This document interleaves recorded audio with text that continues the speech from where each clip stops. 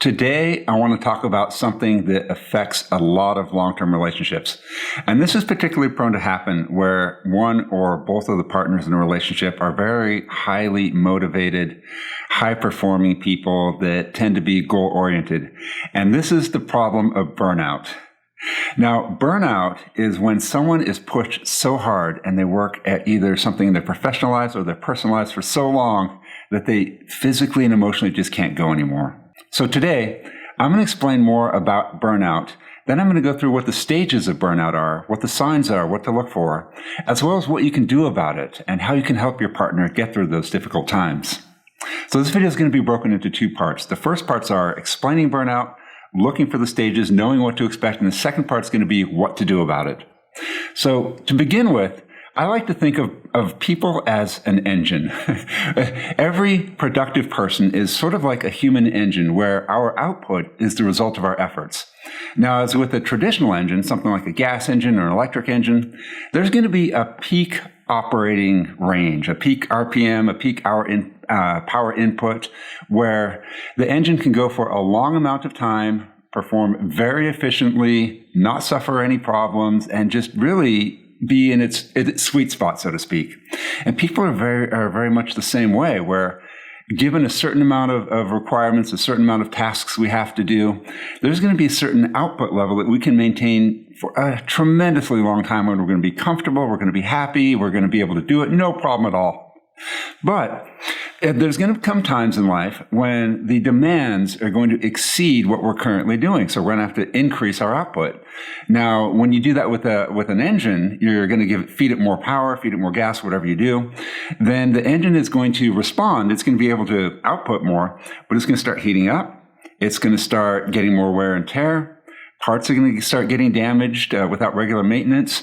And then if you push the engine too hard, eventually it's going to fail. You're going to have catastrophic failure. As I'm sure you know where I'm going with this, the same will happen with people. Yes, when more is demanded of us, we can keep up and we can do it. We'll be able to increase our output, but only for a certain amount of time.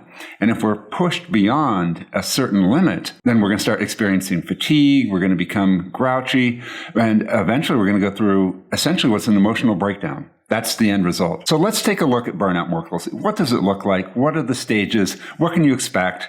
Just what's going to happen? Well, there's three stages. The first stage is you're going to start noticing in the person that's going through a burnout phase is you're going to notice behavioral changes where that person is going to just seem literally like they're running out of energy. They're going to come home. They're not going to be as interested in things that they used to be interested in, whether that be a hobby or an activity. It's just not going to have as much appeal to them. They're going to stop doing as many house chores. They may not take out the trash when it's their turn, or they may just not do the dishes. They're going to be tired all the time, and they're going to need more rest, and they're going to be more sleepy. They're going to see them wake up in the morning and say they don't feel rested. Now, the reason for that is that willpower in people is finite. We only have a certain amount of willpower, and we have to choose where we spend that. We can spend it all at work, and then we have nothing left at home, or we can spend most of it at work and still have some left for our personal lives, or however we want to divvy it up. When someone is undergoing an increased demand on them and they have to output more, their willpower gets spent faster in meeting those challenges. Then when they get home, they have no willpower left for anything else, even if it's something that they may have enjoyed. Little things like taking a shower or sticking to a diet, those are going to fall by the wayside because let's face it, it takes willpower to pick up a carrot instead of a Snickers. A Snickers tastes good. Yes, it's a little thing, but in every aspect of their life, if something demanded willpower previously, they're just not going to have it. So that's the first thing to watch out for. Look for just a general slowing down, an overall disinterest in life. That's going to be the first phase. And I'll tell you what to do about it in the second part of this video. But even here in this first step, we can take some actions that will help our partner out. Now, the second phase is much more insidious and much more difficult for us as non-burnout partners to deal with. And that's because in the second phase, what's happening is your partner's going to start going through emotional changes. And that's going to be changes in personality, changes in behavior, changes in attitude, how they talk to you, how they interact with you. And it's going to appear that they don't care about you as much. It's going to appear that there's a problem in a relationship when in fact there's not. It's quite the opposite. On a more physiological level, what's happening is after the person going through burnout has been exposed to prolonged periods of stress or an extended period where a high demand is placed on them, they're going to start suffering from the effects of stress hormones like cortisol. Their brain chemistry is going to change. If they haven't been sleeping regularly, well, that's just going to add fuel to the fire. Now they're going to be fatigued on top of that, and that brings a whole host of other problems. But keep in your mind when you start noticing your partner perhaps being more snappy with you, being more irritable, being less sensitive to you, or closing down, that what's going on is their brain is literally baking in a sea of stress chemicals and stress hormones, and it's making them into someone who they are not. Now, the really, really difficult part of this is they probably won't realize that they've changed. It's very, very common for people that are experiencing this to think that everything is normal. Yeah, they may be a little bit tired, but they're dealing with you the same way that they always have, when in fact they're not. It's very much the opposite, but they won't even pick up on that. It's even possible that they think that they're going out of their way to be more patient and kind because they know they're tired and grumpy, when you're seeing that sort of a dragon arise. So please keep in mind that that's not your partner. That's your partner under a tremendous amount of stress. And when you remember this, try to give yourself a little bit more emotional capacity and be a little bit more expansive to sort of absorb what it is that's going on in a relationship. Now, please don't let your partner get away with murder. If lines have been crossed, or if you simply can't take the changes that are going on, you have not only the right, but the duty to very clearly and explicitly tell your partner that. No one's a mind reader. In their condition, they're going to be less receptive and less understanding and less empathetic to you, and they're going to need more clear prompts from you about how you're feeling. So, for example, if your partner's been very unhappy or short with you, tell them. Say, hey, look, let's have a seat here on the couch. I want to talk to you about something. I don't want it to be a big fight, but I just have to get this off my chest. And as they sit down next to you, just put your arm around them and tell them, like, hey, look, I noticed in the last few days, it seems like something's come up. Life has been pretty tough, and I don't know why, but it just seems like there's more tension in the air. And I don't want to point fingers or be accusatory, but it feels to me like you're being more short with me. What can we do about this? How can we fix this? Turn it into an us versus it problem. Okay, more on that in just a moment. Now, after the second phase is sort of the conclusion, the denouement, the finish to this. And what it is if someone continues to try to output at such high levels through the second phase, they're going to reach the third phase, which is a complete emotional and possibly physical breakdown. And that is the pure equivalent to a car running out of gas. They run out of willpower. They run out of drive. They have too many stress chemicals and hormones acting on them. They simply can't do it. And this is going to look like a classical mental breakdown, a classical emotional breakdown, where someone may end up crying. They may end up not coming out of their bed for a long time. Most of the symptoms associated with a physical breakdown can manifest themselves here. So don't be surprised. But that's what happens when you push yourself too far. And what this represents is there's been a line. They've crossed over that line. And they're on the other side now. And they're going to need your help to pull them back. Okay, part 2. Now, this is what we do about it. Now, throughout the entire process of helping your partner recognize and cope with burnout, there are 2 overarching themes on your part that you must take on. You must be supportive, and you must be patient.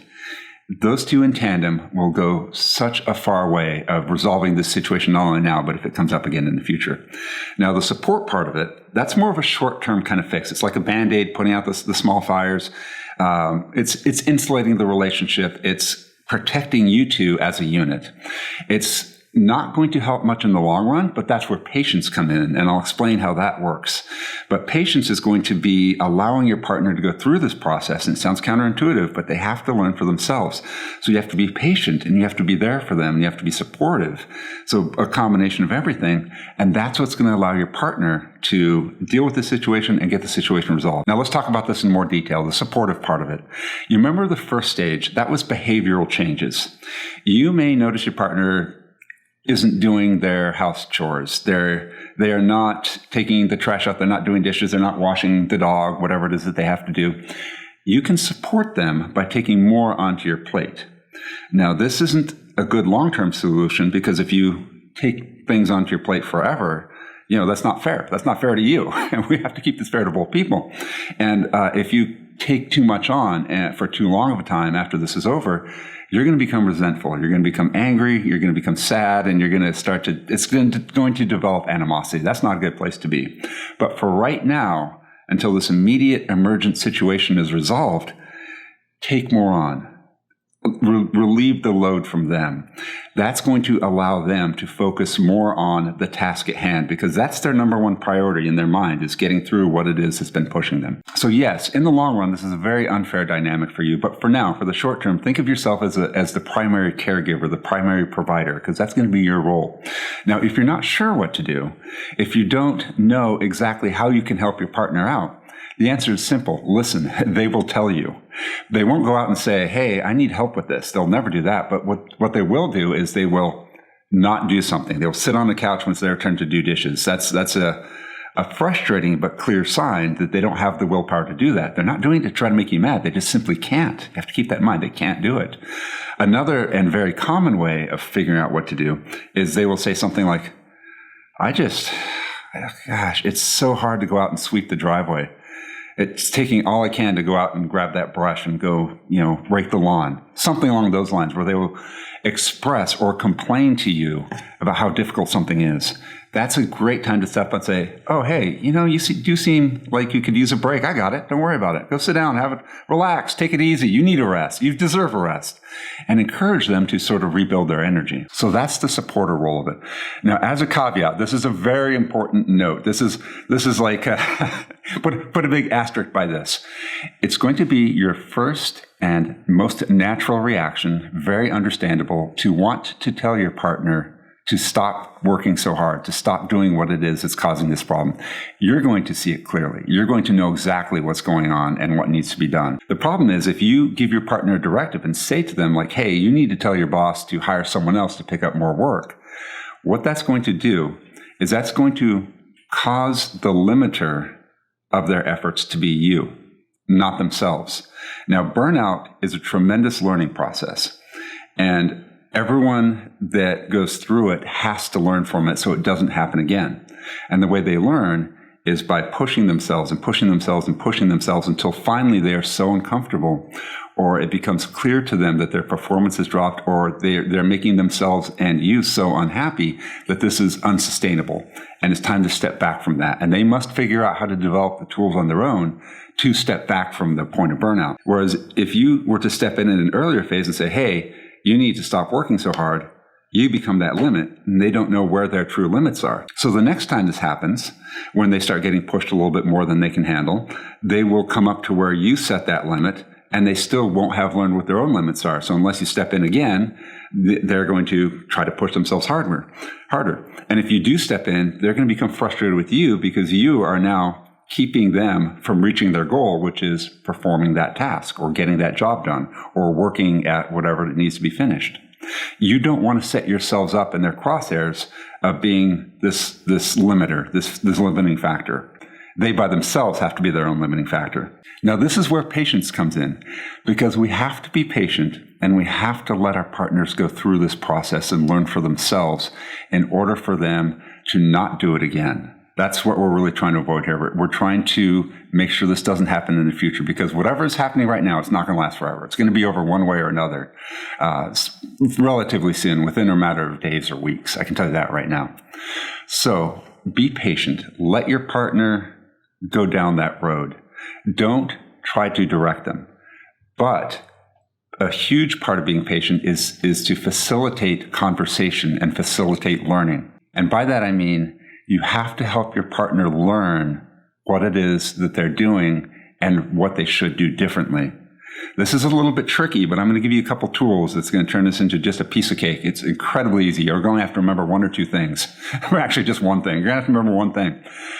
When your partner is going through this and you start to see they're just winding down, it's like a weight's being pressed on them, and they're obviously going through burnout, wait for them to talk to you about it, okay?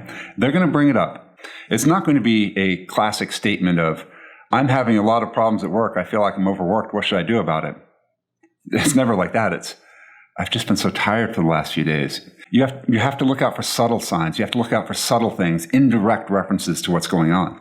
It's going to be things like, I've just been so tired for the past few days. or work is just really dragging me down, or yeah, Bobby or Josie left and now I have to take on what they're doing and it's just crushing my soul. Something along those lines. And when they say that, those aren't going to be questions. They may be questions, but they're going to be statements. Your job is to follow up on those statements and keep them talking, because most people will learn when they do their own critical thinking. And the best way to keep them talking is, here's what you have to remember. Use the so you statement.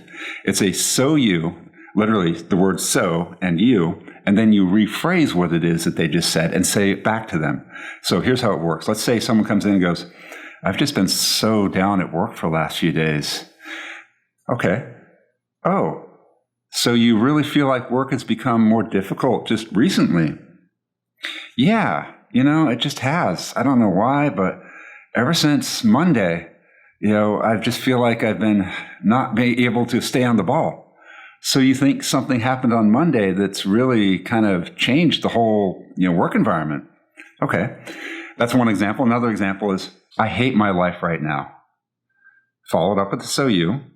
So you feel like just nothing is going right now? Just, wow, that sounds pretty bad. Just so you feel like everything is terrible? Yeah, I just don't feel good. I don't know why, but I've just been feeling down the last few days. So something has changed and you're just feeling worse, huh? See what I'm doing there? We're encouraging the partner to express themselves further. And by you making that so you statement, that's a prompt to them to figure out what it is that you're saying to them and why. And then they'll respond to you with that. Now, here's the exception. If they ask you a specific question, if they say, what do I do about my work situation? Flat out tell them. That is their request for additional information. It's not them thinking out loud. It's not a process beginning of investigation. It's, I know something is wrong. I don't know what to do about it. I need your help. You're the person I love the most, the person I trust the most. You're my best friend. What do I do? And they're seeking an immediate solution from you. So flat out tell them what's wrong. Be concise, be logical, be polite, and be caring. But don't hold back. Say,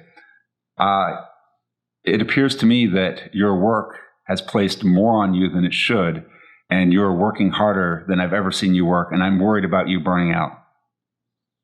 Yeah, that's what you do. That's what you tell them.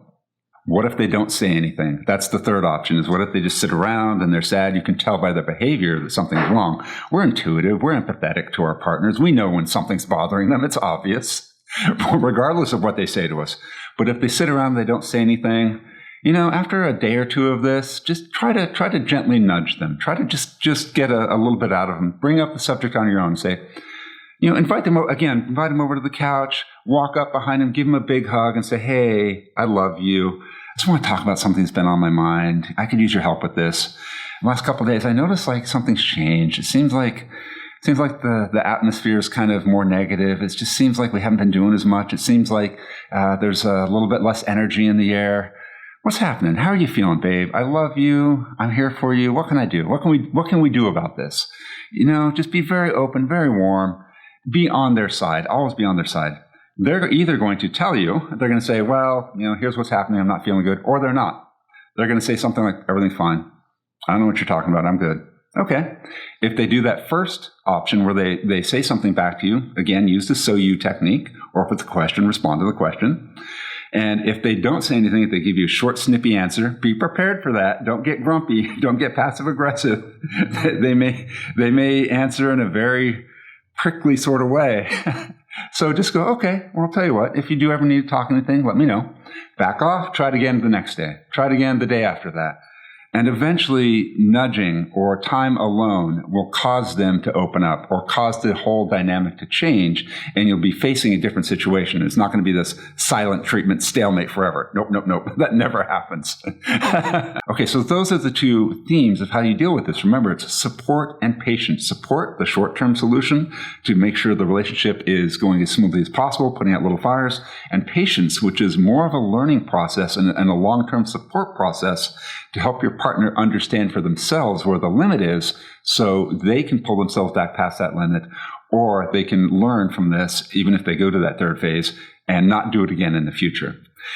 Now, as a little extra bonus, I'm going to give you some tools, because as a partner, you're going to be a primary caregiver in this situation. You're literally dealing with someone who's going through an emotional crisis right now.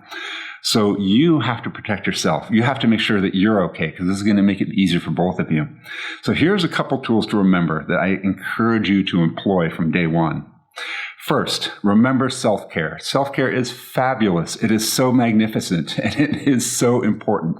If you like massages, go out and get a massage. If you've been thinking about getting a new book and reading that a couple hours every now and then, go for that. Go do that. If you want to just sit down and watch YouTube or watch a movie, yes, now's the time. Take time to yourself to do what you enjoy to recharge your own batteries. That's number one. Remember yourself. Number two, adopt an attitude of calm indifference. In other words, think to yourself, this isn't our normal relationship. This isn't my normal partner. This will pass. I'm going to step back from the storm and observe it as an outsider would. Let's say your partner's in the kitchen. They're being grumpy to you. They're being very upset. Recognize it for what it is. Wow, this is not a good time. My partner is unhappy. It's making me feel bad. Recognize your own feelings. I'm just going to step back and realize that this is not a good situation. I'm not going to get drawn into it. I'm not going to respond or say anything out of fear or anger. I'm not going to respond to this. I'm not going to get drawn into a fight or a debate. I'm just going to be aware that this is happening. Interesting. I'm indifferent about it as much as possible, and it's going to take practice. And I'm just going to wait for this to ride out. So calm indifference is like putting a little bit of a shield around yourself. And finally, the third tool, remember this. Put this into your head and just, even if you have to write it down, remember that this will take time to get right. You're going to have to practice this. You're going to have to practice everything. It's not going to get immediately better the first time you try this. It's going to get incrementally better every time you try it. And every time you employ support and patience, your skills are going to develop, and the next time it's going to be a little bit easier and a little bit faster, and you'll know what to do, and you'll be able to fine-tune your approach to help your partner out. This is going to be an iterative process for both of you, especially for you as the person who's supporting your partner. You're going to have to go through this over and over again, and the more you do, the better at it you're going to get, the faster things are going to get resolved, the more understanding you will have. It's really a tremendous learning process. It's the equivalent of trying to figure out a golf swing when you've never golfed before, or trying to figure out how to kite sail if you've never been in water. Just something like that. You're going to be thrown into this very difficult situation, be told to do something right away, and you'll be like, I have no idea how. You know what? You're right. You don't. You've never had to do this before. But try. Try to follow the basics. Be supportive and patient. Doesn't work? That's fine. If nothing happens, that's okay. Try it again the next time. Make improvements. Notice where changes need to be made and make those changes. So that third tool is, remember, this is iterative, and you're going to have to practice it and do it over and over and over again. Okay, guys, I promise you the period of burnout will not last forever. It just physically and emotionally can't. It will be over at some time. It's just a matter of when. If you have any questions, please leave those in the comments below. I'd love to help you out with this. I've dealt with a partner that's a very high achiever, very productive person, and I've seen this firsthand several times. So I've been through this process and practicing my own skills at it, and I still am. But I've noticed tremendous improvements. I've noticed great progress in getting to a point where we're both happy. So yeah, please let me know what you think. Thanks guys for watching, and I look forward to seeing you next time. Oh, if you have nothing else to do, just go ahead and hit that subscribe and that like button. Just 'cause. It'll make me feel good. All right. Thanks, guys. Have a good one. I'll talk to you next time.